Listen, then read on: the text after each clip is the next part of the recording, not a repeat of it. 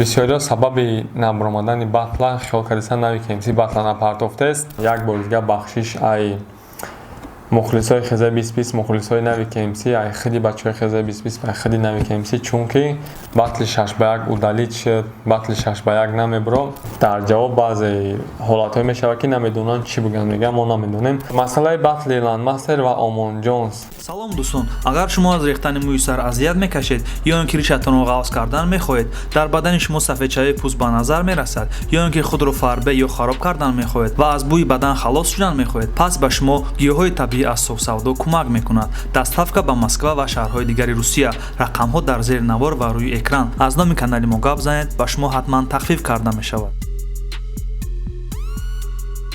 Салом алейкум тамошобинони канали Тоқи ТВ, мухлисои нави KMC, мухлисои Хизаи 2020 ё ин ки мухлисои батл. Вақтҳои охир оиди як масъалаи батли 6-1 видеош батл бениҳоят саволо ва комментариҳо зиёд шуд дар ҳар хел видео ва бисёриҳо сабаби набаромадани батла хиёл кардасан нави KMC батла напартофтест. Леги хенес ва ӯ комментариҳое ки менависен ки батли 6-1 удалид шуд, батли 6-1 намебро. Не хел нест бародаро, батл ҳатман мебро. Не ки як масъалара гуфта гузарем. Рӯзи 12 батл гузашта буд ва имрӯз 24 дар ҳақиқат 12 рӯз барои монтаж кардани батл и бениҳоят дуру дуроза и кор неправилния бигем, чунки як мавзӯе ки бисёри баъд раф хомӯш мешавад, бигем неинтересный мешавад. 6-1 батле буд ки слишком бисёр жадш кардаги будам ва бояд сразу пешкаши мухлисон мешавад. Леки як масъала батлое ки шумо обычно тамошобинои бинед бародаро дар клубо мегзаранд, дар як ҷое мегзаранд ки ё звук ба Adobe Audition як барномае ки барои запис кардани овоз запис карда мешаванд голосҳои участникҳо, ё ин ки дар клуб мешавад ҳама овозҳои участникҳо нормально шунавида мешавад.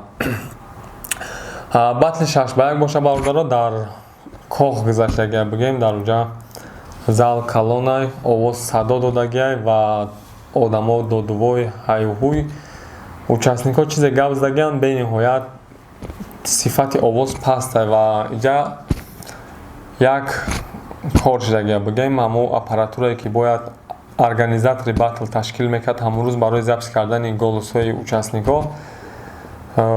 Айрӯз суханои организатор подводитиш кардиянд ва ҳамо аппаратура наовардиянд ва операторҳо ғайри сиёмка кардани батл ҳамо шаву ҳамрӯз дига ҳеч намебиёяд дастшон, чунки ӯ қадар одам дуромадагӣ ва жда дорад.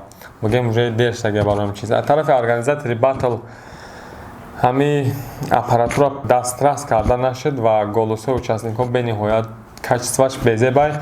асобина вақте ки бачакҳои Хизаи 2020 ба минус хондагиянд ва минус хондан дар клуб ба зур мефаҳмӣ вақте ки дар видео тамошош кунӣ ва дар ӯ коғ ҳамчун нафаро ки мо батла аллакай тамошо кардем бениҳоят систай ва нафаре ки ба ми овоз кор мекунам хали бигем кадрое ки голосҳошон безеб записдагиянд рост мекунам мора ҳамура муддати чанд ҳаждат кардем ва омад бигем дар душанбе набуд ай хуҷан омад голосҳоро рост кардест ҳатман батл меброя ва дар ин кор нафаро ки менависонен Хизаи 2020 ё ки нави KMC чӣ ба дер мебура ё навик бинаватан ин хел нест батл запис шудагия ва монтаж шудест. айни ҳол сабаби асосии дер баромадани батл и качествои паст будани овозе ва ҳамун батле ки бекачества боша овозша нашнавен, ман хиёл мекунам ё 10 минутша мебинед ё нимша мебинед ё ки тамоман нигоҳш намекунед, чунки намефаҳмед чӣ гуфтестай ва ҳамун нафаре ки ҳамин чиза монтаж кардестай мақсад бигем батле ки бениҳоят бисёр жадш кардан мехоҳанд ки бо як сифати хуб барои шуморо пешниҳод кунанд, пешкаш кунанд, штоби шумо ҳамун чиза нормально гӯш карда бутонед фаҳме ки дар ҳамҷо чӣ гап рафтест. пас будани сифати овоз чӣ ваё дора бигем, чӣ минусҳо дора.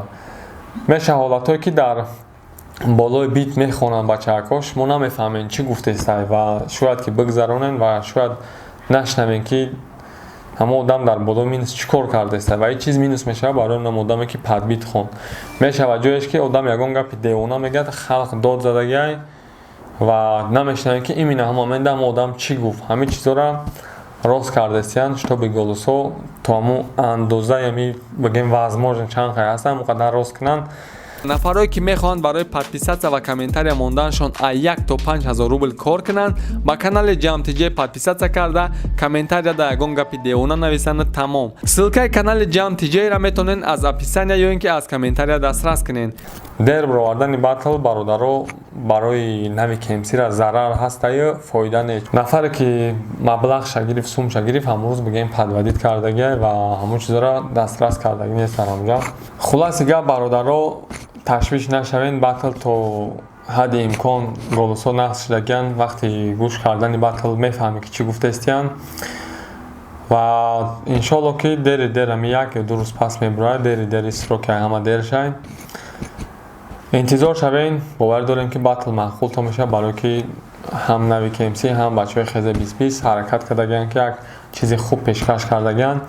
батл монтаж мешавад, тайёр мешавад, дасти нави KMC да мешавад. нави KMC аввал гуфти гапҳо қабул мекунад ва чӣ хел биромадани батла иншоалло ки дар канали нави KMC шумо мебинед бародаро.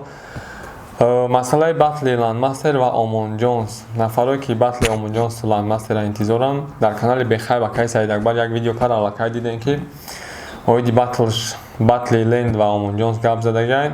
батли Ленд ва Омон Джонс тезтар мебурад, чунки дар ҷои камодан ва ҳамаи масъаларо дида биромадагиян, голос ҳам нағз записидагия ва умедворам ки батли бачакҳоро маъқултон мешавад.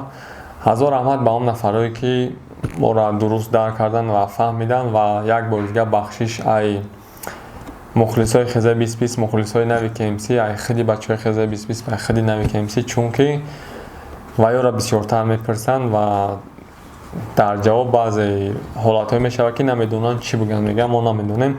хулоси гап батл удалӣ чидагӣ нест, батл ҳатман мебурояд, интизор бошед. бори дига ҳазор раҳмат, зиндаву саломат бошед. нафароне ки варзишро хуб мефаҳмед ва ба худ боварӣ доред, ба ссилкаи зери видео буда даромада регистратсия кунед ва аз сарпарасти мо то $100 бонус гиред.